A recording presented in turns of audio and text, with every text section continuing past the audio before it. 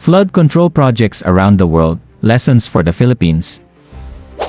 Isang malakas na ulan lang. Ilang oras pa lang, pero libo-libong pamilya na agad ang apektado. Baha sa kalsada, sirang bahay, at minsan pati buhay ang nawawala.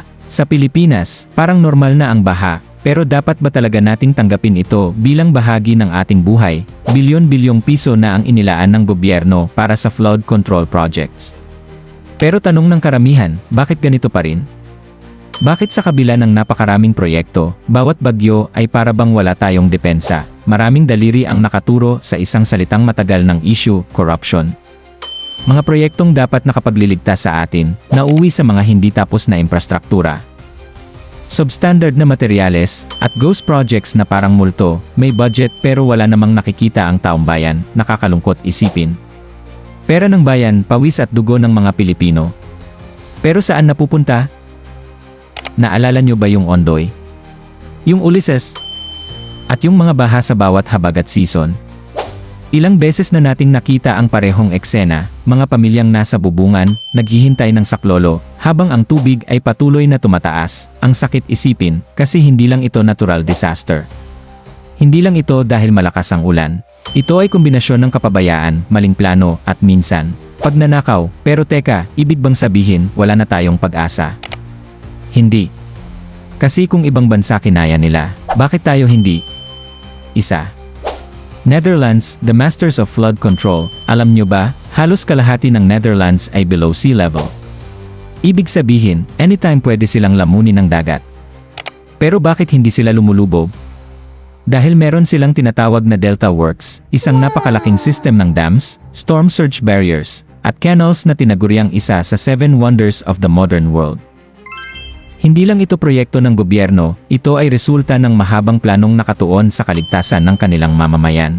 Discipline, transparency, commitment. 2. Japan, underground temple. Samantala, sa Japan, dahil madalas silang tamaan ng typhoon at heavy rains, gumawa sila ng kakaibang proyekto, ang Metropolitan Area Outer Underground Discharge Channel o tinatawag ding Underground Flood Temple. Isipin mo isang underground cathedral na sobrang laki, na may giant pumps at tunnels para kontrolin ang baha. At dahil dito, kahit malakas ang ulan, hindi basta-basta nagkakaroon ng flash floods sa Tokyo. 3. Singapore Marina Barrage. Singapore naman, maliit lang na bansa, pero world-class ang solusyon. Gumawa sila ng Marina Barrage, isang dam na hindi lang flood control, kundi nag-serve din bilang water reservoir, at tourist spot. Isang project, 3 benepisyo, walang sayang, walang nakaw. 4. United States, New Orleans, post-Katrina. Naalala nyo ang Hurricane Katrina?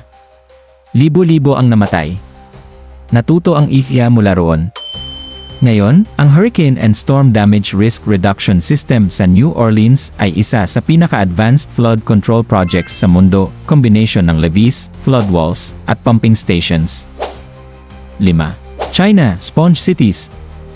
Sa China, they're building what they call sponge cities. Imbes na puro semento, gumagawa sila ng parks, wetlands, and permeable pavements na sumisipsip ng tubig ulan. Natural solution para hindi agad bumaha. Kung ikukumpara, ibang-iba. Sa kanila, bawat piso ay kita sa proyekto. Sa atin, madalas ang tanong, may proyekto nga ba talaga? Ano ang natutunan natin dito? 3 bagay. Long-term planning. Hindi pwedeng 5 years lang, kailangan pang dekada ang plano. Transparency at accountability, hindi pwedeng matabunan ng corruption.